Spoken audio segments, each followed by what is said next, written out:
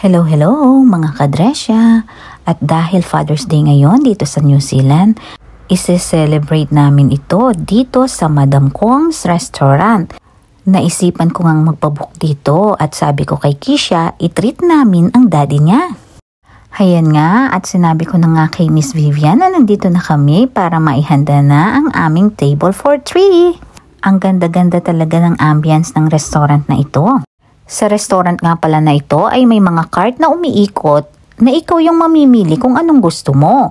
Dito ay may iba't ibang klase ng tinapay pero si Kisha ang kinuha niya dito ay mga drinks.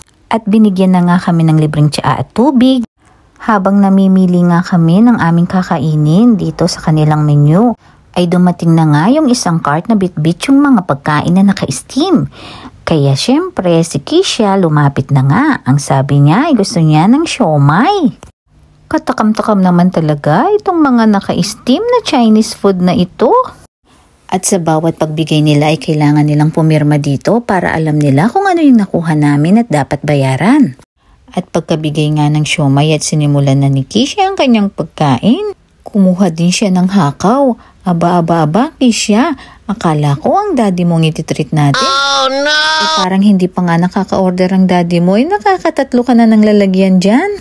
Kaya naman hindi pa kami nagsisimula ng daddy mo, ay natapos ka na kaagad at busog ka na. Ay naku, ang sabi naman ng daddy niya, basta kumakain daw siya, di baling mauna na siya. At syempre, hindi ko rin palalagpasin ito, ang chicken feet na paborito ko. At habang hinihintay nga namin ang in-order ni Dante ay kumain na kami ng chicken feet, hakaw at siomai.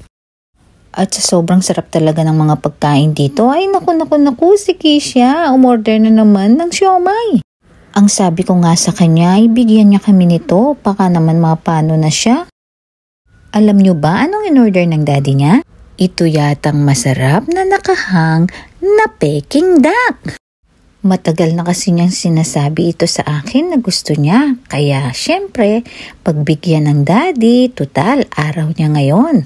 At makain niya ang gusto niya. Pero teka, meron pa dito sa aquarium mo. Mga lobster pala. Madalang lang naman ito. At kahit may kamahalan dahil mahal namin ang daddy, ayan, pinaluto ko na rin para matikman namin.